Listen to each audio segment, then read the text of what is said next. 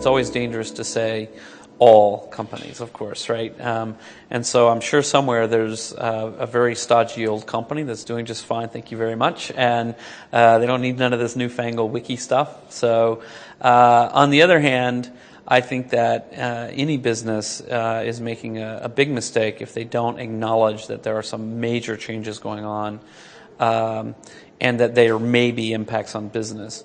And I don't think that's isolated to just niches. There are lots of different things that you could subsume under this broad concept of new communications technologies empowering consumers and causing them to want more choices. Things like, you say, well, this whole wiki thing and people have come together to do this and that, how does that impact a car company?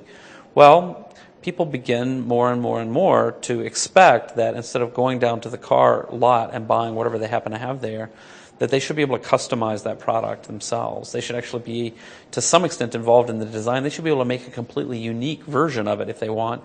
And your system should be automated enough and flexible enough to allow you to do that for them. And if you don't, you're going to lose business to someone who can. That's true in lots and lots of places. There are completely other different things. When you think about lots of businesses, even small businesses, are aware that there's a community around their service. So, for example, a local wine shop may have a weekly event with wine tastings, and they have people into the store, and some of the people come every week and they get to know each other. They already understand there's that community.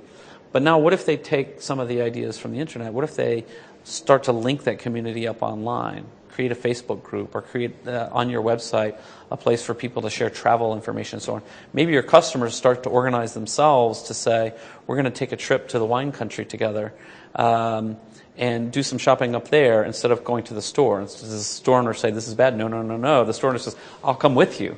I'm going to take 40 of my best customers and we're all going to go and we're all going to be tied to this shop. And then what happens? Throughout all the town, anytime anybody starts talking about wine, this is the store everybody's talking about because that's where the core of that community is. That's where the influencers are.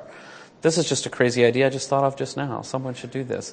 But that's the kind of thing where you would say, what's a local wine store on the corner have to do with the internet, right? And if your first wave of thinking is, well, they could start selling bottles of wine to people in America. Why do I live in America. Why do I want to buy from a corner shop in Argentina? That's not right. Right? That's not going to happen.